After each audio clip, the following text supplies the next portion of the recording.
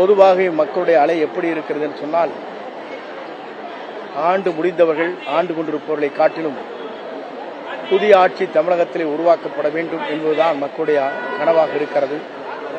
அந்த கனவின் அடிப்படையில் இன்று தமிழக வெற்றிக் கழகத்துடைய தலைவர், நம்முடைய வெற்றி தலைவர் இன்று ஆட்சியிற்கு உரை மட்டுமல்ல, எதிர்கால தமிழகத்தை ஆள்வதற்கு, எதிர்கால தமிழகம் இந்தியாவிற்கு ஒரு எடுத்துக்காட்டாக விளங்குவதற்கு இன்று அவருடைய உரை மட்டுமல்ல, அவருடைய தேர்ந்தெடுக்கப்பட்டிருக்கிற 234 சட்டமன்ற வேட்பாளர்களும் நாளை ஆட்சி கட்டளை அமர்வதற்கு மக்கள் சக்தி ஒருங்கிணைக்கப் போகிறது என்பதைத்தான் இந்த நிகழ்ச்சி காலையில் எடுத்துக்காட்டியிருக்கிறது என்பதை மகிழ்ச்சியோடு நான் தெரிவித்துக் கொள்கிறேன். வருகின்ற 2026 அவர் ஆட்சியிலே அமர்வதை எந்த சக்தியாலும் தடுக்க இயலாது. மக்கள் சக்தி அவருக்கு பின்னாலே இருக்கிறது என்பதை மகிழ்ச்சியோடு நான் தெரிவித்துக் கொள்கிறேன். மீண்டும் கோபியில போட்டியிடுறீங்க, 9 முறை வெற்றி பெற்று வரலாற்று சாதனை படைக்கின்றீங்க.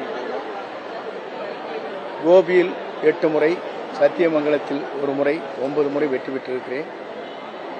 இன்று கோபியிலே வேட்பாளராக நிறுத்தப்பட்டிருக்கிறேன்.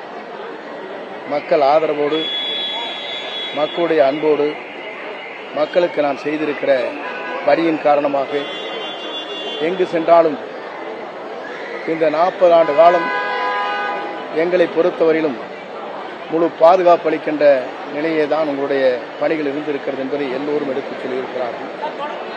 ஆகவே என்னை பொறுத்தவரையிலும் மக்கள் சக்தியை ஒன்றாக திரட்டி மக்களிடத்தை செல்வேன், மக்களுடைய தீர்ப்பை ஏற்றுக்கொள்வேன். விஜய்க்கு எதிராக இந்த ஜூலிங்கிறவங்க அங்கே நின்று நான் பிரச்சாரம் பண்ணினேன் அப்படிங்கிற மாதிரிலாம் பேசியிருக்காங்க. அதே போல பொன்ராஜும் ரொம்ப கிரிட்டிசைஸ் பண்ணியிருக்காங்க. அவரை போன்றவருக்குத்தான் 2 நாட்களுக்கு முன்னாலே நேரடியாக நம்முடைய காவல்துறை தலைமை இயக்குநரிடத்திலே மனுவை தரப்பட்டிருக்கிறது. தந்ததற்கு பிறகு அடுத்த நாள் காலையிலே நான் மன்னிப்பு கேட்டுக்கொள்கிறேன் என்று அவர் கூறியிருக்கிறார். அதை நீங்கள் புரிந்து கொள்ள வேண்டும்.